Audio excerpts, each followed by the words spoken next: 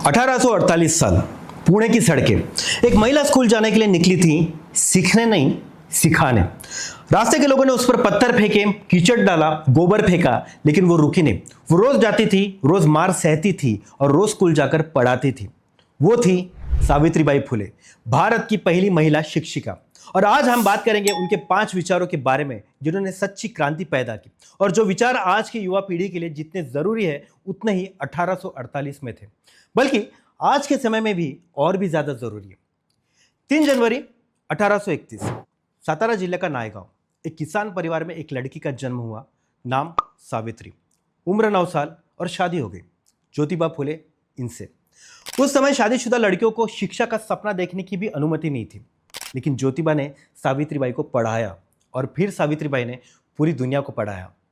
1 जनवरी 1848, पुणे का भिड़ेवाड़ा, भारत का पहला लड़कियों का स्कूल शुरू हुआ। सावित्रीबाई फुले भारत की पहली महिला शिक्षिका। उन्होंने सिर्फ एक स्कूल नहीं खोला, 1851 तक उन्होंने 3 स्कूल खोले और स्वयं 150 लड़कियों को पढ़ाया। स्कूल जाते समय उन पर पत्थर फेंके जाते, कीचड़ फेंका जाता, गोबर डाला जाता, लेकिन सावित्रीबाई एक उपाय करती थी। वे अपने साथ 2 साड़ियां लेकर जाती थी, एक घर से निकलते समय पहनती थी और दूसरी स्कूल पहुंचकर बदलती थी। यही था उनका साहस, यही था उनका संकल्प। उन्होंने लिखा, उन्होंने पढ़ाया, उन्होंने संघर्ष किया। वे दूसरों के लिए जीती थी, अपने लिए नहीं। और मृत्यु भी प्लेग के मरीज की सेवा करते हुए आई। ऐसी थी सावित्रीबाई फुले। और अब हम जानेंगे उनके ऐसे 5 विचार जो आज भी हमें जीना सिखाते हैं।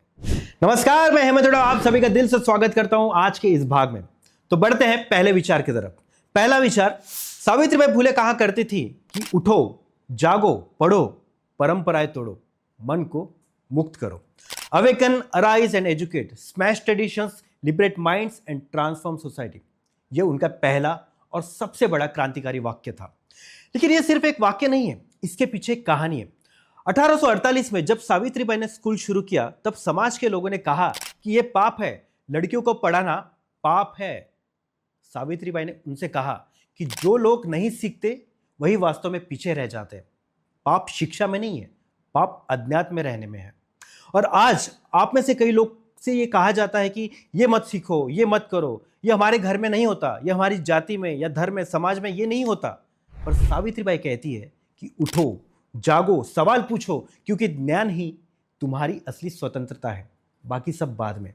उन्होंने लिखा था, आलस गरीबी का लक्षण है, वो ज्ञान, संपत्ति और सम्मान का शत्रु है। आज सोशल मीडिया पर घंटों बिताने वाले युवाओं को ये बात एक बार दिल से समझनी चाहिए।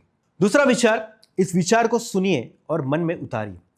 अगर एक पुरुष को शिक्षित किया जाए तो एक व्यक्ति बनता है, अगर एक स्त्री को शिक्षित किया जाए तो एक परिवार बनता है, एक राष्ट्र बनता है।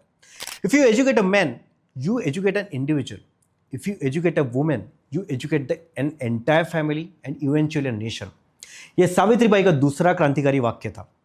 इसके पीछे भी एक कहानी है। जिन लड़कियों को सावित्रीबाई पढ़ाती थी, उनके माता पिता विरोध करते थे, कहते थे अगर लड़की पढ़ेगी तो घर बर्बाद हो जाएगा।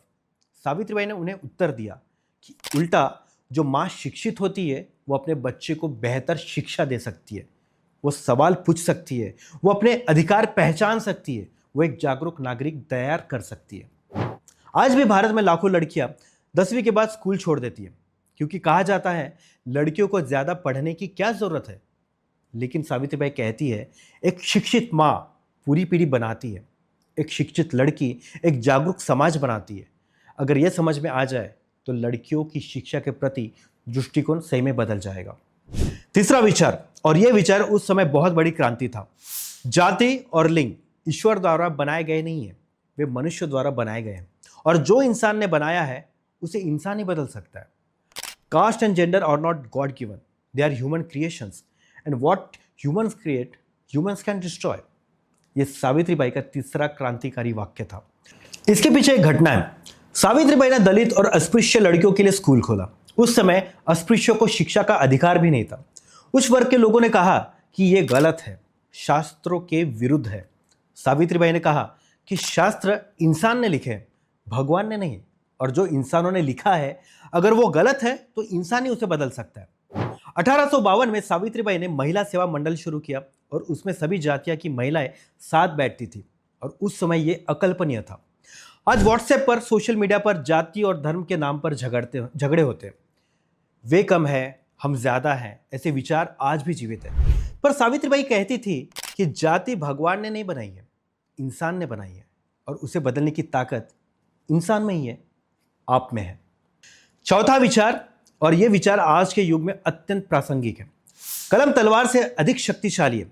शिक्षा सामाजिक बुराइयों को समाप्त करने का सबसे बड़ा हथियार है। The pen is the mightier than sword, education is the greatest weapon to eradicate social evils. यह सावित्रीबाई का चौथा क्रांतिकारी वाक्य था। इसके पीछे एक घटना है। सावित्रीबाई स्वयं कवयित्री थी। उन्होंने कविताएं लिखी समाज को जगाने के लिए, उन्होंने पत्र लिखे अन्याय के खिलाफ, उन्होंने भाषण दिए अधिकारों के लिए।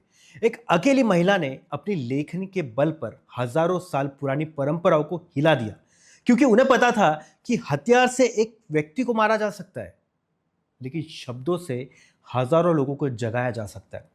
और आज आपके हाथ में स्मार्टफोन है, सोशल मीडिया है, यूट्यूब है, इंस्टाग्राम है। आप एक रील बनाते हैं, लाखों लोग देखते हैं। आप एक पोस्ट डालते हैं, हजारों लोग पढ़ते हैं। पर सावित्रीबाई कहती है ये लेखनी अपनी सबसे बड़ी ताकत है। लेकिन सवाल यह है कि आप इस ताकत का उपयोग सिर्फ मनोरंजन के लिए करते हैं या क्रांति के लिए? यह बहुत बड़ा प्रश्न है। पांचवा विचार, और यह सबसे महत्वपूर्ण है। सावित्रीबाई कहा करती थी कि अन्याय करने वालों से सवाल पूछो, अत्याचार को चुनौती दो और अपने अधिकारों के लिए निर्भय होकर लड़ो। Question the unjust, challenge the oppressors and fearlessly fight for your rights. यह सावित्रीबाई का पांचवा क्रांतिकारी वाक्य था। इसके पीछे एक कहानी है। एक बार एक दलित विधवा को उसके अपने परिवार ने बाल हत्या करने के लिए मजबूर किया। सावित्रीबाई को पता चला, उन्होंने उस महिला को आश्रय दिया। उस बच्चे को उन्होंने स्वयं पाला। समाज ने कहा कि यह गलत है, पर सावित्रीबाई ने कहा गलत यह है कि अन्याय को चुपचाप देखते रहना। मैं ऐसा नहीं करूंगी। सावित्रीबाई के पति ज्योतिबा फुले जी का निधन हो गया। उनके अंतिम संस्कार के समय सावित्रीबाई ने स्वयं अग्नि दी। एक महिला, वो भी विधवा, अग्नि देती है, उस समय अकल्पनीय था, लेकिन उन्होंने किया क्योंकि उनका ये अधिकार था और उन्होंने उसे लिया। आज हमारे आसपास कितना अन्याय होता है, साइबर बुलिंग होता है, डिस्क्रिमिनेशन होता है, महिलाओं पर अत्याचार होते हैं। हम देखते हैं और स्क्रॉल कर देते हैं, कहते हैं कि हमारा इससे क्या संबंध है, हमारा क्या लेना देना। पर सावित्रीबाई कहती है जब आप अन्याय देखकर भी चुप रहते हैं, तब आप उस अन्याय के भागीदार बन जाते हैं। सवाल पूछना आपका कर्तव्य है, लड़ना आपका अधिकार है, और चुप रहना कभी विकल्प नहीं है।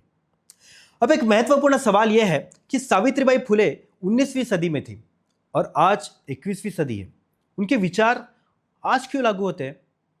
इसके पीछे कारण यह है कि आज भी भारत में 40% लड़कियां माध्यमिक शिक्षा से पहले स्कूल छोड़ देती है। आज भी जाति के आधार पर भेदभाव होता है। आज भी महिलाओं को समान वेतन नहीं मिलता, और आज भी लड़का हुआ और लड़की हुई, इन दो खबरों के साथ अलग व्यवहार किया जाता है। और इसलिए सावित्रीबाई फुले के विचार आज और भी ज्यादा जरूरी है, क्योंकि वे लड़ाइयां अभी खत्म नहीं हुई है, और ये लड़ाई लड़नी है आपको, आज की युवा पीढ़ी को। सावित्रीबाई ने मशाल जलाई थी, अब ये मशाल आपके हाथों में। तो संक्षेप में कहे तो सावित्रीबाई फुले के 5 क्रांतिकारी विचार। पहला, उठो, जागो, पढ़ो, ज्ञान ही असली स्वतंत्रता है। दूसरा, स्त्री शिक्षित होगी तो परिवार और राष्ट्र बनेंगे। तीसरा, जाति मानव निर्मित है, उसे बदलने की ताकत हमारे भीतर है। चौथा, कलम तलवार से अधिक शक्तिशाली है। और पांचवा, अन्याय के खिलाफ सवाल पूछो, चुप रहना कोई विकल्प नहीं है। सावित्रीबाई फुले 1897 में चली गई, प्लेग के मरीज की सेवा करते हुए, अपना जीवन जोखिम में डालकर। उनकी लड़ाई आज भी जीवित है, क्योंकि समानता, शिक्षा और न्याय की लड़ाई कभी समाप्त नहीं होती। उसे हर पीढ़ी को फिर से लड़ना पड़ता है।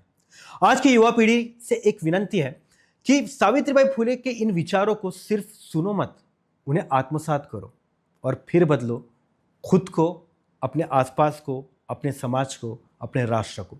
क्योंकि सावित्रीबाई ने अकेले बदलाव लाया था और आप लाखों में हैं। तो दोस्तों, अगर वीडियो पसंद आया हो तो लाइक करें। इन 5 विचारों में से आपको कौन सा विचार सबसे महत्वपूर्ण लगता है, कमेंट में हमें जरूर बताइए। चैनल को सब्सक्राइब कीजिए। तब तक कि आप कुछ ना कुछ पढ़ते रहिए, क्योंकि पढ़ोगे तो बढ़ोगे।